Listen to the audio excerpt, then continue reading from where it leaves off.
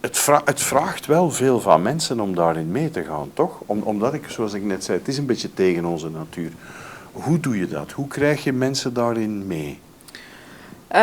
Ja, de ene heeft dat wat meer van nature dan de andere, om het zo te Absoluut, zeggen, ja. sowieso. Maar dat continu blijven aanbieden en dat continu zelf ook mee voordoen, dat erkennen, dat benoemen. Ik merk heel hard binnen mijn organisatie dat die mensen die dat doen, ja, dat die inderdaad ook sneller en gemakkelijker groeien, letterlijk.